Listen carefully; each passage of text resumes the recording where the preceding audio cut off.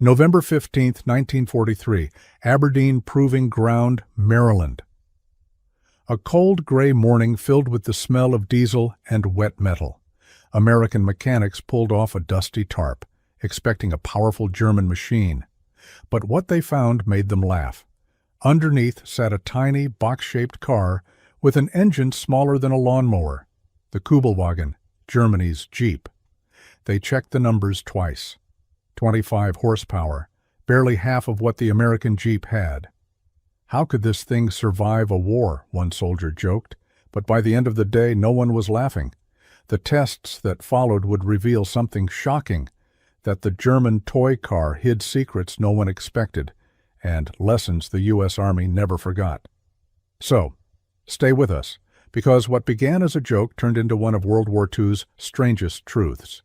If you love real history told with raw detail, don't forget to like this video, subscribe, and watch till the end. This story will change how you see the war machines of WWII. The captured German Kübelwagen arrived at Aberdeen Proving Ground on a cold November morning in 1943. Frost covered the grass, and soldiers' boots crunched over the frozen ground. A small group of American mechanics stood waiting beside a wide concrete ramp, their breath forming white clouds in the air. They had been told that this strange little car was one of the most reliable machines used by the German Army, a symbol of their famous engineering skill. When the tarp was pulled off, silence followed. The vehicle looked simple, almost toy-like. Its thin metal panels rattled when the wind blew. The front hood lifted easily, revealing a small, flat engine no bigger than a kitchen stove. "You gotta be kidding me," muttered Sergeant Mike Kowalski, a Detroit mechanic who used to build engines that made 3 times this power. He read the tag again, 25 horsepower. The men laughed, a low, tired laugh that came from disbelief, not joy. Next to their sturdy Willys Jeep, this thing looked weak. It weighed about 1,700 pounds, almost 700 less than the Jeep, yet still seemed fragile. Major Sterling, the officer in charge, simply said, "We'll see what the numbers say." In the Army, feelings didn't matter, data did. The Kübelwagen's engine was air-cooled, meaning it had no water radiator or coolant system. That seemed strange to the men who were used to liquid-cooled American engines. Air-cooled motors were lighter and simpler, but also risked overheating. The soldiers made notes: 4 cylinders, 985 cubic centimeters, top speed maybe 50 miles an hour if lucky. Not impressive. Kowalski leaned closer, listening to the faint ticking sound as the metal warmed in the sun. He could smell the sharp scent of old fuel and oil trapped from the battlefield. "Looks like something you'd use to deliver mail, not fight a war," he joked, and the others nodded. But Major Sterling didn't laugh. "It's lasted 3 years on every front Germany fights," he said quietly. "There's something here we don't see yet." They rolled the Kübelwagen into the test shed, the dyno room. Inside, the air was thick with oil fumes and the hum of machines. The team attached wires, gauges, and belts to measure power, speed, and torque. Corporal Chen, the youngest of the group, wrote down every number carefully in a small notebook. This was how truth was measured, not by pride, but by data. When the engine finally started, the sound was unexpected, soft, even gentle. No roar, no deep growl, just a smooth humming like a sewing machine. The men exchanged looks. For something so small, it ran clean and steady, no leaks, no smoke, no shaking. "Huh," said Kowalski, half smiling. "She may be ugly, but she's polite." As the test began, the dyno spun up, measuring every ounce of the engine's strength.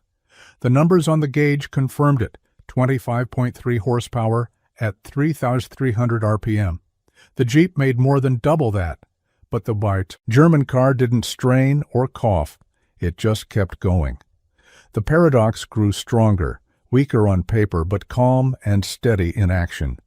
Outside, the sun began to melt the frost, turning puddles into mirrors. The smell of hot oil filled the air. Kowalski wiped his hands on a rag and stared at the tiny car sitting quietly on the rollers. For the first time, he wasn't laughing. "Numbers don't lie," he said softly. "But sometimes they don't tell the whole story either." They didn't know it yet, but this little test would lead to something much bigger, a discovery about how wars are won not just by strength, but by smart design, good training, and the people who keep machines running when they shouldn't.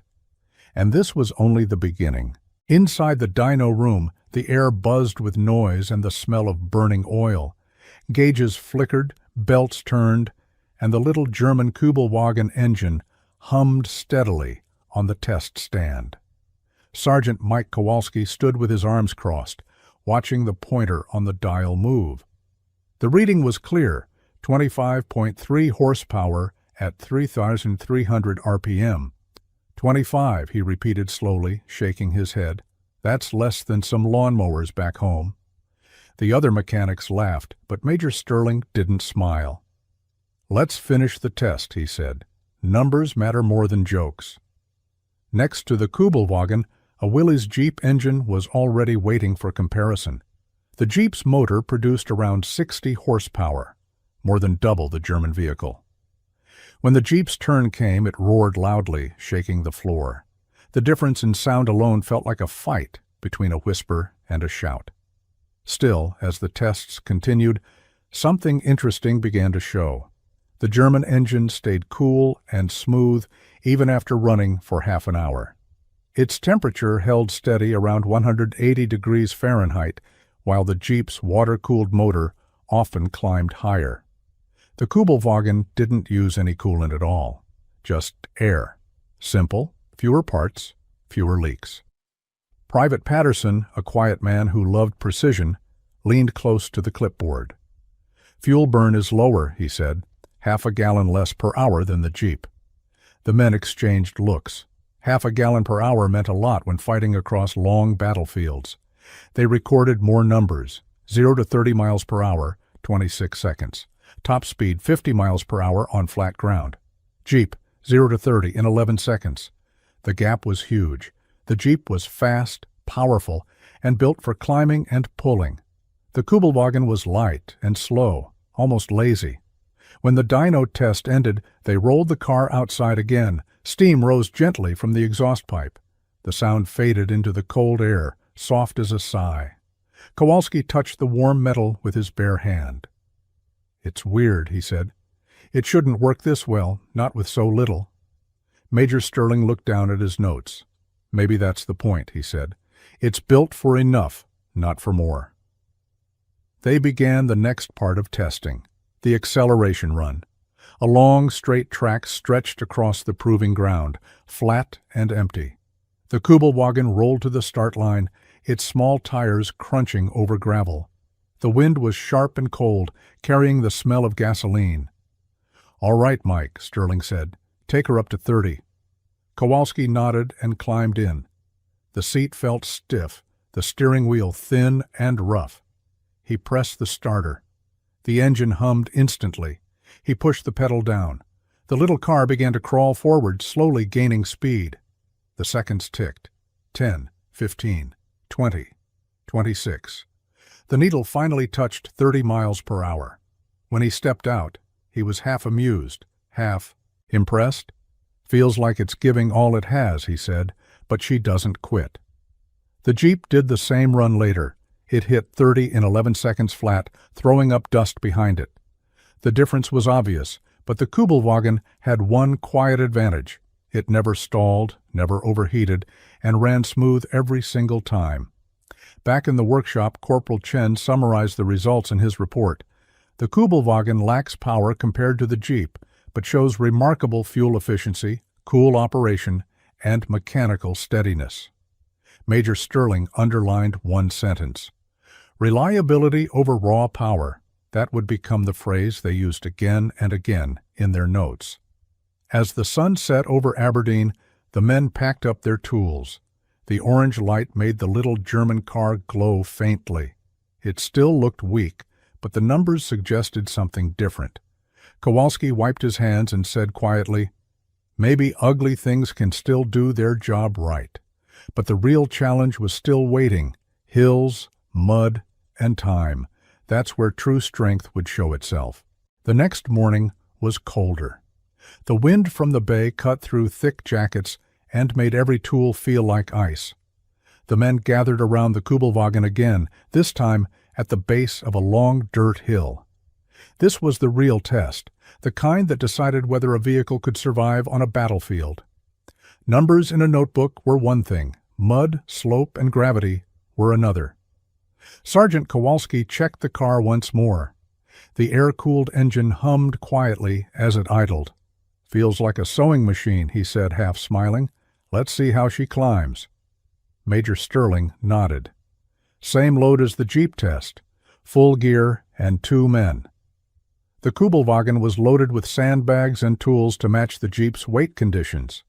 The hill ahead rose at different angles, 8 degrees, then 12, then 27, the same gradients used for official Army trials. Kowalski put the car in first gear and began to climb. At first, it rolled smoothly, the tires gripping the frozen dirt. But as the slope increased, the engine began to whine. A thin, high-pitched sound like a saw cutting wood. The speed dropped. At 8 degrees, it still moved. At 12, it started to slow sharply. When the gauge reached 8 degrees on the meter, the car stopped moving forward completely. "Throttles to the floor," Kowalski shouted through the open window. The wheels spun helplessly, dust rose, and the smell of hot rubber filled the air. Major Sterling signaled to stop the test. The little car had reached its limit. They checked the thermometer near the cylinder head, 210 degrees Fahrenheit. The engine was overheating. Smoke began to rise from the rear vents. Kowalski stepped out, wiping sweat from his forehead. "That's all she's got," he said. "She's done." When the Jeep's turn came, it started up the same hill like it was nothing. The deep growl of its engine filled the cold air. It reached the top of the 27-degree slope without a pause. The contrast was painful to watch. "It's like watching a workhorse next to a mule," Patterson said quietly. Still, Major Sterling kept taking notes. "Power-to-weight ratio explains this," he said. "The Jeep simply has more torque. But the Kübelwagen's issue isn't power alone. It's traction and cooling." They ran the Kübelwagen again after it cooled down. This time they watched the temperature rise faster. Within minutes, the heat reached dangerous levels again. The design had no fan strong enough to push enough air over the engine when climbing slowly uphill. In open flat roads it was fine, but on rough terrain it suffered badly. Corporal Chen recorded everything carefully. Kübelwagen, maximum sustainable climb 8 degrees, Jeep 27 degrees, overheating after prolonged incline, loss of compression after repeated run. Later, in the small workshop, they examined the air filter. It was clogged with dust and oil. The design was simple but weak against dirt. "Every grain of sand gets in there," Patterson said, tapping the part with his wrench. "This thing would choke in North Africa." The paradox deepened. The German vehicle that had served across deserts and snow seemed fragile here, yet somehow it had survived years of war. "They must have used it smarter than we do," Sterling said. "They knew its limits." By late afternoon, the sky turned gray again. The men packed their tools in silence. The Kübelwagen sat still on the slope, smoke rising softly from its back. Kowalski looked at it and said, "It's not built to win races. It's built to keep moving just enough." As they left the test site, the Jeep roared to life again, powerful and loud. The Kübelwagen stayed quiet, cooling slowly in the cold wind. What came next would test something even more demanding than hills, the deep, loose sand that swallowed whole machines. The next test took place 2 days later on a stretch of soft sand that looked like a piece of desert dropped into Maryland. The winter's sun was weak, and the air smelled of oil, salt, and wet dirt. This was the traction and mobility test, the one that showed how well a vehicle could move across real battlefields filled with mud, dust, or snow. Sergeant Kowalski stood beside the Kübelwagen, rubbing his hands together for warmth. The car's thin tires looked out of place against the soft ground. "These things belong on a beach, not a battlefield," he said. Major Sterling only replied, "Let's see what the Germans thought they were doing." The Kübelwagen's engine started easily, its quiet hum sounding calm and steady. Kowalski drove it forward into the sand pit. At first it rolled gently, moving about 20 feet before the rear wheels began to spin. The fine sand flew up in a pale cloud, covering the back of the car. The vehicle sank halfway down, rocking helplessly. Kowalski pressed the pedal again. The tires spun faster, but the car didn't move an inch. "She's stuck," he said flatly. "No grip." Patterson came forward with a shovel, digging around the tires. "No tread depth," he said, shaking his head. "These tires were built for roads, not mud." The Kübelwagen used narrow street-style tires to save rubber, a smart decision for Germany, where supplies were short but terrible for soft terrain. After 15 minutes of digging and pushing, they freed the car. The Jeep's turn came next. Its wider tires bit into the sand easily. With a roar, it pulled forward, climbed the same patch, and kept going without trouble. Within minutes, it had crossed the entire sand track. The difference was clear in every way: speed, traction, and control. But something interesting happened when they checked the Kübelwagen's engine again. Despite being stuck for almost 20 minutes, it hadn't overheated this time. The air-cooled system worked better when the car idled instead of climbing. Corporal Chen took notes quickly. Kübelwagen, unable to maintain traction in loose soil. Lightweight body prevents deep sinking, but narrow tires reduce grip. Engine temperature stable during idle. No mechanical failure observed. Major Sterling looked thoughtful. "They didn't build this for power," he said. "They built it for simplicity. Easy to fix, easy to run, even if it can't go everywhere." He was partly right. The Kübelwagen had been designed for German roads and light terrain, not for climbing muddy hills or crossing soft beaches. But what it lacked in muscle, it made up for in how quickly it could be repaired. To prove that point, Kowalski decided to pull one of the rear wheels off right there in the sand. The entire operation took less than 10 minutes. The parts were simple and lightweight, no special tools required. "Now that's clever," he admitted. "A guy could fix this thing with just a screwdriver." Still, there was no denying the facts.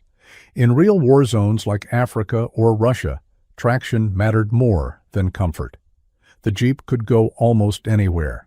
The Kübelwagen could not. The men pushed the German car back onto solid ground. The light was fading now, and long shadows stretched across the sand.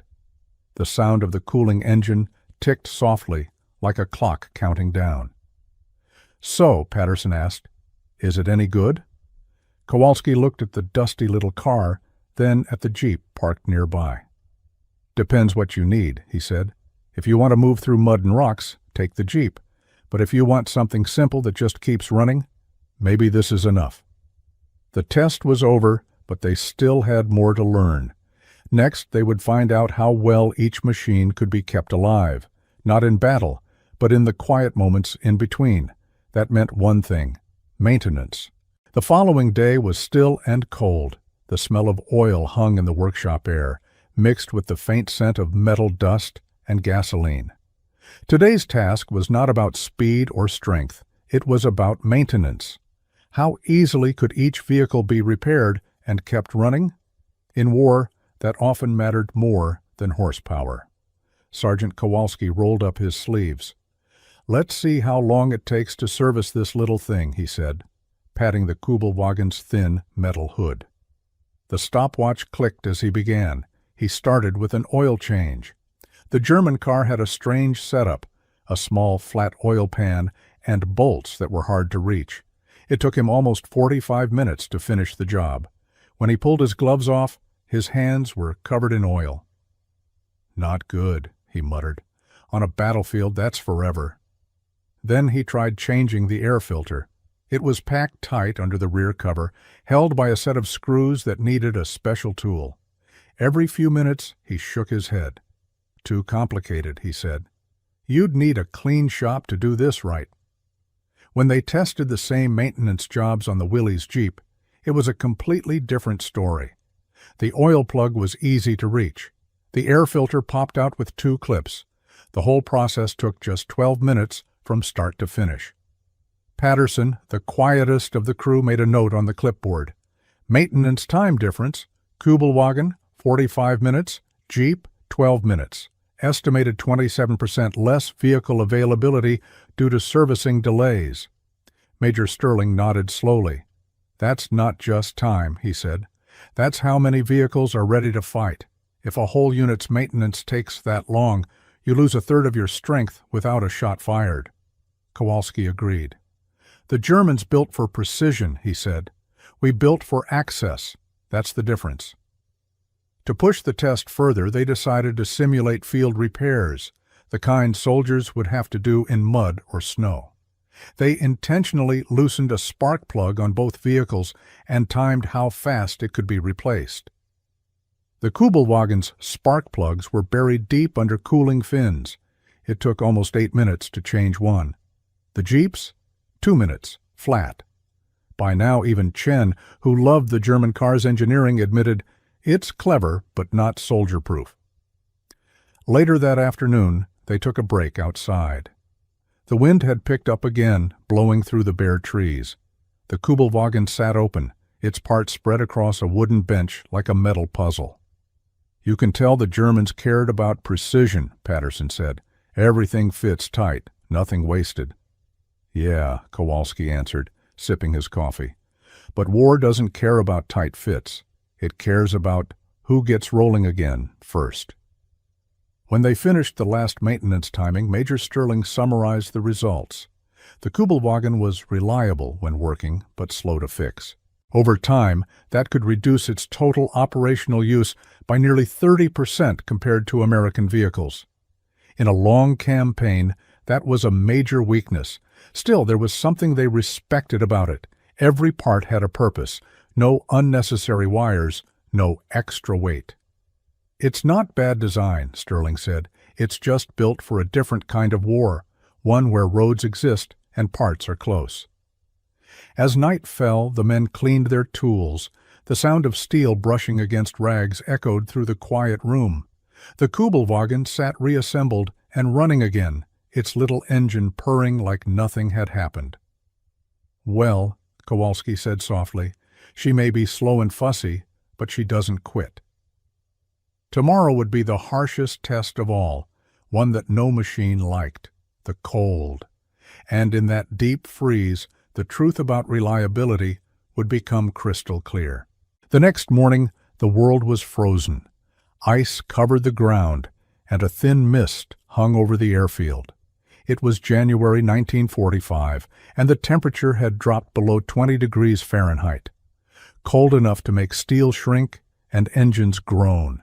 The American mechanics knew what they had to test today: cold starts. How easily could each vehicle come to life after sitting all night in freezing air? Kowalski rubbed his hands together and said, "All right, boys, let's see if this little German bug can wake up." The Kübelwagen had been sitting outside all night, its thin doors covered with frost. He pulled the choke, pressed the clutch, and turned the key. Nothing, just a dull click. He tried again. The small 25-horsepower engine made a weak noise, but didn't start. "Come on, you little coffee grinder," he shouted, kicking the tire lightly. On the third try, it finally coughed to life, sputtering unevenly like a tired old man waking up. The smell of unburned fuel filled the air. Chen, shivering nearby, checked his watch. 2 minutes, 27 seconds to start, he noted. Then came the Willys Jeep. They had left it outside in the same spot, same weather. Kowalski jumped in, pressed the starter, and vroom! The engine started almost instantly. 5 seconds flat, Chen said, smiling. That's a start any soldier would love. The cold test wasn't just about engines. They also checked how the vehicles handled frozen ground. The Kübelwagen, with its rear-engine design, had good traction at first. It moved smoothly across the icy patch until it hit a slope. The back tires spun helplessly, kicking up snow. Without a four-wheel drive, it simply couldn't climb. Meanwhile, the Jeep moved forward confidently, its 4x4 system gripping the ground like claws. It climbed over the small hill, bounced down again, and stopped beside the German car. Kowalski laughed. You can't beat four-wheel drive. Physics don't lie. Still, they were surprised by one thing, the Kübelwagen's light weight. It barely sank into the snow. If it had just one more driven axle, Chen said thoughtfully, it could be a great little snow car. The men ran one more test, a fuel efficiency check. They filled both tanks and ran them until empty.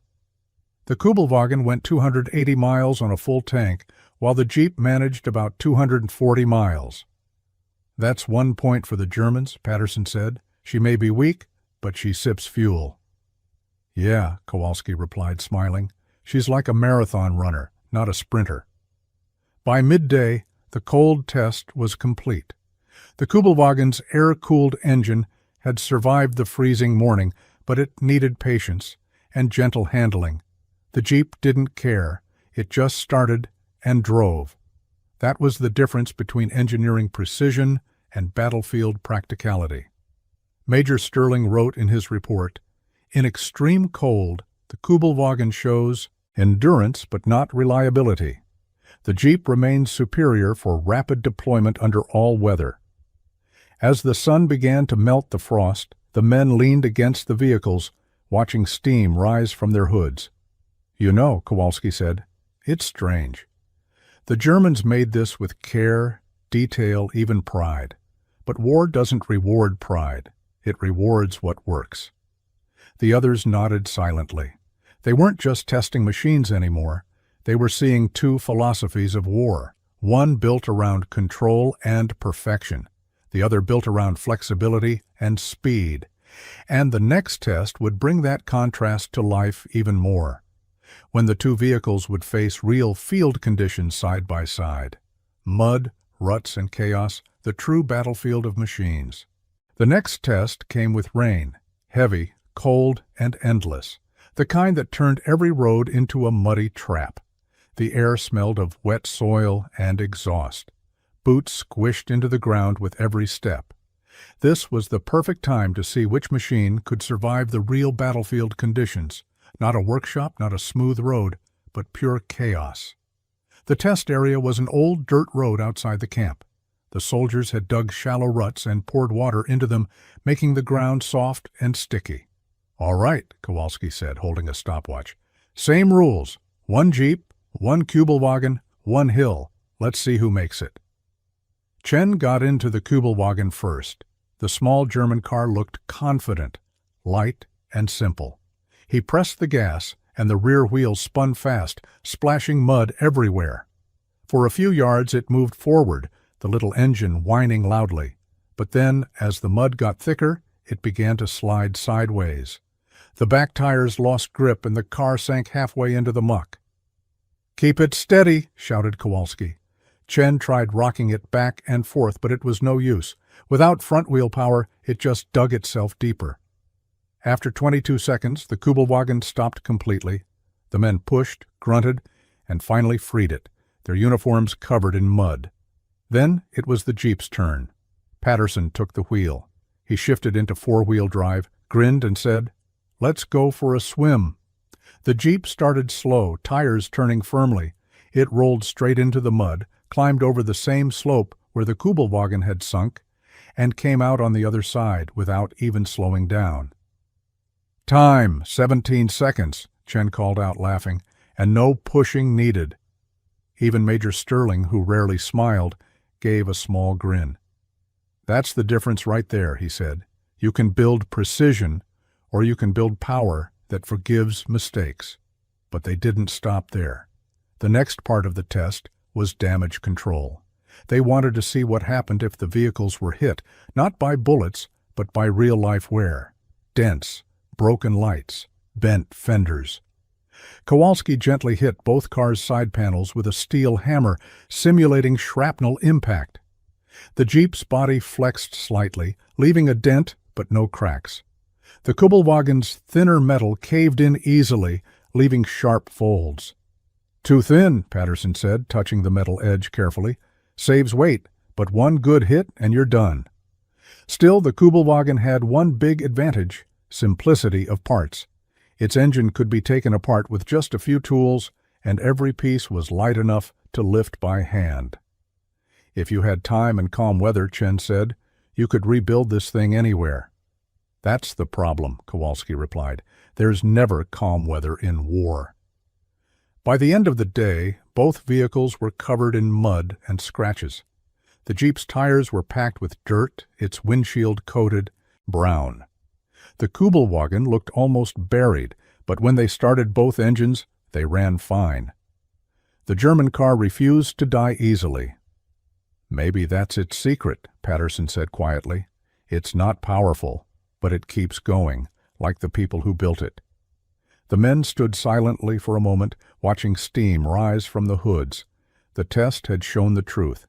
The Jeep conquered the battlefield, but the Kübelwagen survived it with dignity. Major Sterling closed his notebook and said, "One more test tomorrow. Not about mud or cold, about meaning. We'll find out what this little German car really says about the men who made it and the war they fought." The mechanics packed up their tools as thunder rolled in the distance. The war was still raging across Europe, but here, in this quiet camp, two small vehicles had told a bigger story, one of struggle, pride, and very different kinds of strength. The next morning was quiet. The rain had stopped and mist hung low over the fields. The Kübelwagen and the Jeep stood side by side, both covered in dried mud, looking like old soldiers after a long battle. This was the final test, not of power or endurance, but of understanding. Major Sterling gathered the team around. "Gentlemen," he said softly, "we've tested speed, power, repairs, cold, and mud. Now we ask the real question. What do these two machines mean?" The men looked at the Kübelwagen. Its small frame, 25-horsepower engine, and simple design told a clear story. It was made for order, control, and rules. Everything about it felt strict and exact, like the army that built it. "The Germans built this car for a perfect system," Chen said. "Every bolt, every wire has one place, one purpose. But war isn't perfect. It changes every minute." Then they turned to the Jeep. Its rough edges, loud engine, and open body looked almost careless. But it wasn't. It was made for freedom, for fast thinking and fast moving. Kowalski leaned on the Jeep's hood and said, "This thing wasn't built to look good. It was built to help a man survive, to climb, to pull, to carry, to move on." Patterson added, "The Jeep is like America itself, simple, direct, and always moving forward." Sterling nodded. "And the Kübelwagen?" "The Kübelwagen," Patterson replied, "is Germany, smart, proud, but trapped by its own design." They all stood silent for a moment. In the distance, a supply truck rumbled by, carrying crates of ammunition. The sound faded into the cold air. Sterling took out his report book for the last time. He wrote slowly, his pencil scratching on paper. "The Kübelwagen is a product of precision. The Jeep, a product of practicality. One values control, the other adapts to chaos. In war, the winner is not who builds the most perfect machine, but who builds the one that keeps going." As the sun broke through the clouds, light fell across both vehicles. Mud glistened on their bodies like battle scars. Chen smiled faintly. "You know," he said, "we started this to laugh at that little German car, but I think we ended up respecting it." Kowalski nodded. "Yeah, it might not win the war, but it fought its own fight." The men cleaned up their tools one last time. The Kübelwagen was to be sent to a museum storage yard, while the Jeep would go back to the field for duty. Two machines, one captured, one homegrown, both symbols of the world's greatest struggle. As they watched the vehicles being driven away, Sterling said quietly, "They came from different worlds, one from discipline, one from freedom, but both served men who believed they were right." The wind picked up again, rustling through the grass. Somewhere far away, Artillery echoed faintly, a reminder that the war still raged. But here, in this quiet camp, the lesson was already clear. In the end, the Americans didn't just capture a German car, they captured an idea. They learned that power is not always about precision, it's about what lasts when everything else breaks. The Kübelwagen had made them laugh at first, but by the end, it made them think. They had come as conquerors, Sterling later wrote, but they left as students. And as history proved, America's greatest weapon was not its horsepower, it was its ability to adapt.